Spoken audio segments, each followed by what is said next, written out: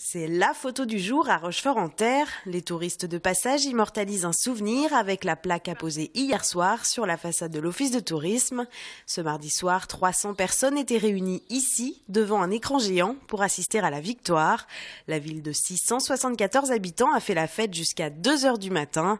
Et aujourd'hui, il faut gérer l'après dans cette petite cité de caractère qui accueille déjà 500 000 visiteurs par an. On attend 500 000 personnes environ en plus sur Rochefort, voire plus, les autres candidats qui ont gagné, Ploumanak notamment l'année dernière, ont multiplié par 2 la fréquentation. Donc c'est minimum 500 000 personnes en plus. On a commencé à communiquer dès le 17 mai, le premier jour des votes. Et il y a eu un impact très immédiat avec déjà des réservations dans les hébergements.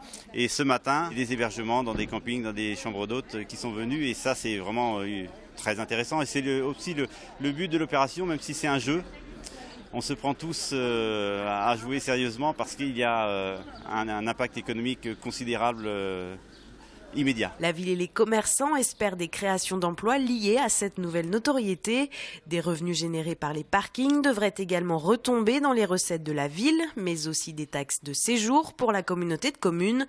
Mais les élus restent vigilants. Déjà aujourd'hui, on mesure l'afflux supplémentaire des touristes et ça va être un petit peu compliqué à gérer au niveau stationnement, circulation et puis nettoyage, tout ça. Plus il y a de monde, plus il y a de boulot pour les gars de la commune. Les stationnements, évidemment, c'est le gros problème. On a des solutions, mais il va falloir les mettre en place et selon le nombre de visiteurs, on aura des problèmes ou pas. Mais bon, on espère qu'ils vont venir, mais pas trop à la fois, quoi. Pour se faire épauler, la commune est en relation avec les précédents vainqueurs de l'émission de France 2. Déjà, des contacts doivent être pris avec la préfecture pour résoudre les difficultés qui s'annoncent.